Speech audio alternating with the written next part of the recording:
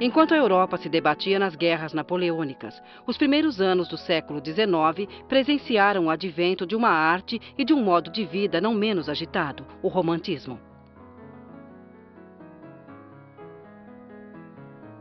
Esse movimento, que dava por terminado o século das luzes, inspirava-se nas lendas medievais há muito esquecidas.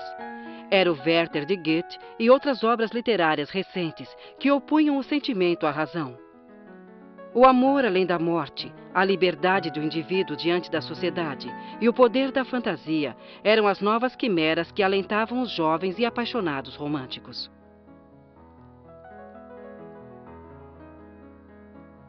Seu lirismo e veemência, refletidos na poesia de Byron, Victor Hugo e Becker, bem como a música de Beethoven e Schubert, vieram a ser traduzidos pictoricamente nas telas de traços espontâneos, composições dinâmicas, cores dramáticas e figuras de intensa expressividade.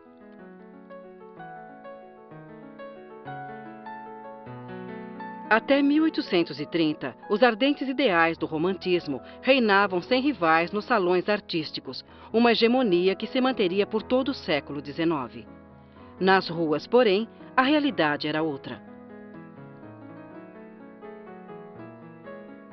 A sociedade passava por um período de revoltas, protagonizadas pelas classes trabalhadoras, oprimidas pela burguesia, que havia substituído a aristocracia no poder.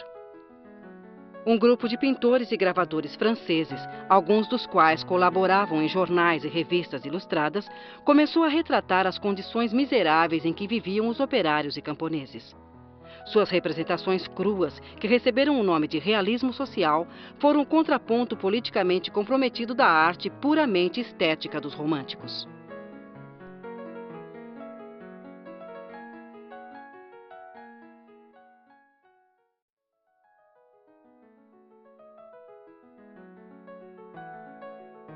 Inflamados pela leitura de romances, poemas e lendas que enalteciam amores imortais e o heroísmo impetuoso, os românticos contestaram o mercantilismo de sua época com um grito de idealismo e paixão.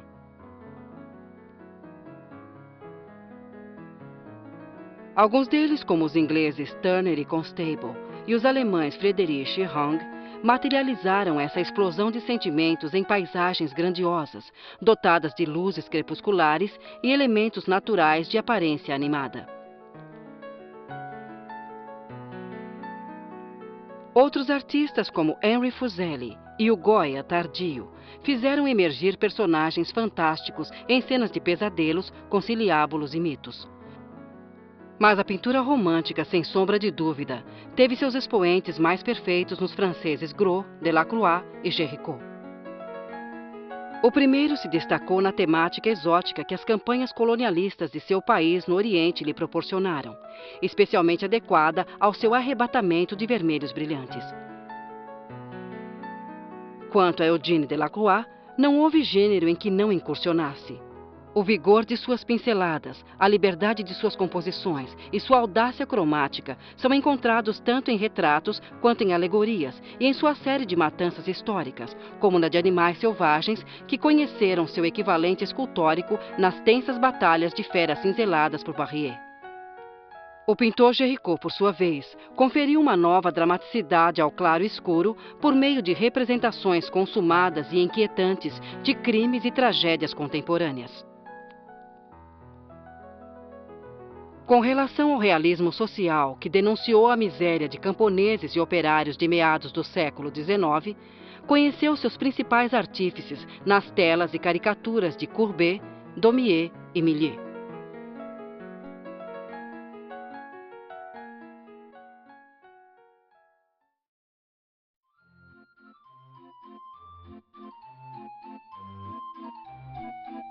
Nas últimas décadas do século XIX, os frutos mecânicos e científicos do positivismo e sua consequente revolução industrial começaram a aparecer nas cidades europeias em encontros denominados exposições universais. De grande magnitude e ostentação, esses encontros anuais sintetizavam o espírito daqueles tempos dominados pela razão, o progresso.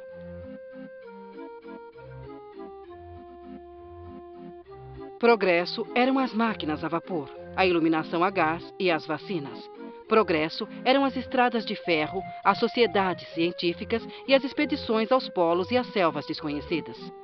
No entanto, os conhecimentos e comodidades advindos do racionalismo tecnológico tinham sua contrapartida na uniformidade dos produtos de conforto pessoal.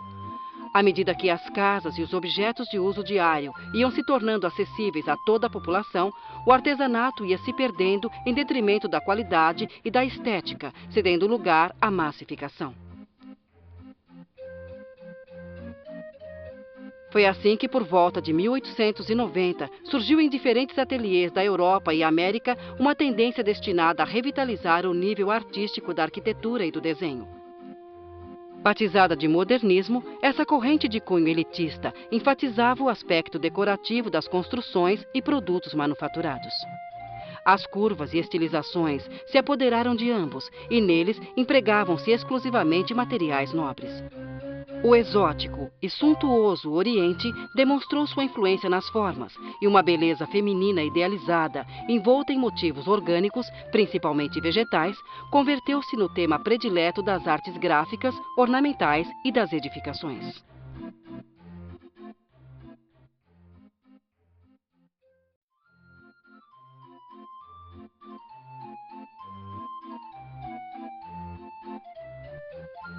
Os modernistas contestaram com a idealização do desenho e a estilização da plástica a tecnologia pura e dura da Revolução Industrial e a massificação dos objetos destinados ao conforto pessoal. Nesse sentido, sua pintura teve uma espécie de prólogo na dos estetas mais fervorosos de meados do século XIX. Os pré-rafaelistas, como Rossetti e Millet, e Barney Jones, e os nazarenos, como Offerbeck.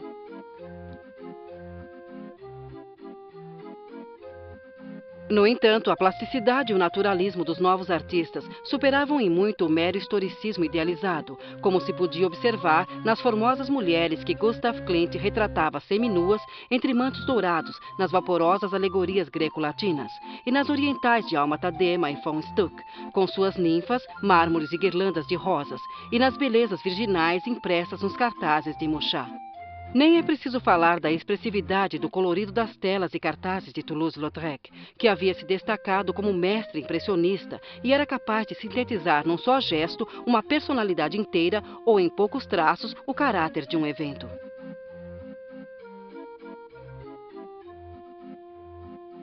Quanto ao desenho modernista, embora tenha tido cultores diversos e notáveis, conheceu seu maior expoente em William Morris. Foi em seu ateliê que começaram a ser utilizados materiais nobres, a fim de tornar suntuosos os objetos domésticos, e aí também adquiriram as formas orgânicas e onduladas características desse período. O arquiteto Gaudí, em Barcelona, levou esses traços ornamentais ao auge cívico em construções dominadas pelas curvas e pelo simbolismo, enquanto Otto Wagner fazia o mesmo em Viena, embora dentro de uma tônica mais racional, baseada nos retângulos. Enquanto isso, nos Estados Unidos, Sullivan erguia os primeiros arranha-céus em Chicago e Nova York.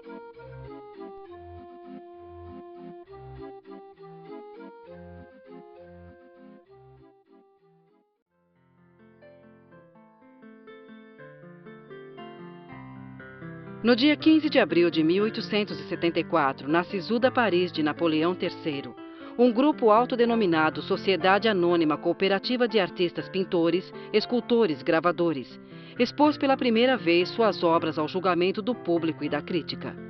E o veredito foi o esperado: um fracasso. As 165 pinturas reunidas no ateliê do fotógrafo Nadar colocavam por terra cada um dos preceitos acadêmicos das belas artes.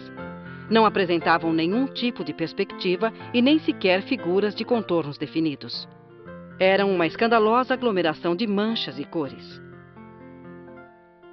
Um crítico da revista Le Charivari, fazendo troça do quadro Impressão Sol Nascente de Monet, não hesitou em dar a esse movimento a alcunha de impressionista. A até então chamada Quadrilha da Rua Batignolles acabava de entrar para a história. O impressionismo propunha captar o impacto da luz e das cores num determinado momento. Nesse sentido, seu maior inimigo não foram as academias e suas obras fossilizadas, mas a fugacidade do instante. Foi tão grande a obsessão dos impressionistas pela materialização da luz em suas telas, que levaram seus cavaletes para a rua e os campos, para os teatros e as praças, para aprisionar na sua totalidade os fascinantes jogos cromáticos da natureza, da atmosfera e das pessoas. Com esses boêmios, a pintura quebrou as correntes que a sujeitavam ao desenho para se expressar na sua forma mais pura, a plenitude da cor. Esse legado foi aproveitado na transição do século XIX para o XX pelos fauvistas, que conduziram as experiências de aplicação da luz do impressionismo a uma pureza cromática colérica. As cores do original já não importavam mais. As paisagens, retratos e demais programas tinham suas formas simplificadas. A pincelada se libertava e gritava cores lisas e estridentes. Era a primeira rajada do furacão que se aproximava, a arte subjetiva de nosso século.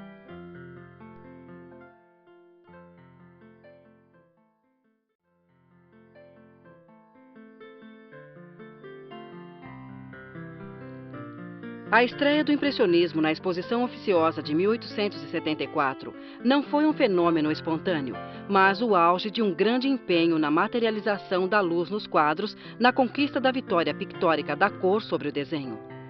Velázquez, Turner, Goya, Corot e a escola de Barbizon podem ser citados como antecedentes históricos. O gênero japonês ukiyo-e como fonte temática das cenas cotidianas e a fotografia como inspiração tecnológica. Mas, sem dúvida, o homem que pela primeira vez permitiu vislumbrar uma tela impressionista foi Edouard Manet, com seus escandalosos nus que pouco a pouco abandonavam os padrões do realismo. Claude Monet e sua técnica audaz de manchas, grande responsável pela decomposição da luz em cores, foi outro dos pilares impressionistas. Do mesmo modo, integraram o coração do movimento Pissarro e Sisley, com suas paisagens urbanas e campestres, Degas com seus estudos do movimento, corporificados geralmente em bailarinas, e Renoir com seus retratos de pinceladas diáfanas e grossas. Auguste Rodin, por sua vez, deu ao impressionismo sua manifestação escultórica, com mármores, gessos e bronzes de um expressivo aspecto inacabado, ideal para o jogo de luzes e sombras. Uma segunda leva de pintores veio consumar a revolução antiacadêmica iniciada por seus inovadores contemporâneos. Apelidados de pós-impressionistas, os inatingíveis Van Gogh, Gauguin e Cézanne libertavam a arte de seus últimos condicionamentos estéticos e, dotando-a de uma intrépida subjetividade, lançaram-na porta dentro do século XX. Matisse, Derain, Vlaminck, Marquet e Dufy acolheram o testemunho que a crítica batizou como fauvismo. Suas chicotadas de cores puras, o estridente contraste de gamas e o desdém pela infantilidade das linhas inauguravam o furor das vanguardas. Eram os primeiros anos do século XX.